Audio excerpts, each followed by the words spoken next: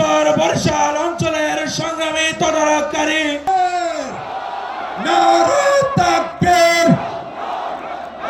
অতিথিবৃন্দ, সংগ্রামী জনতা,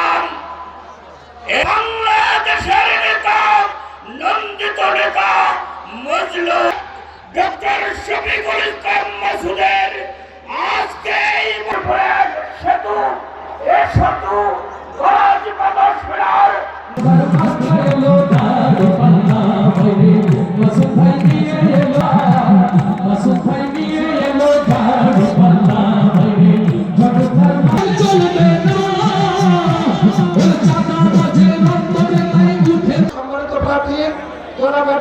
জনাব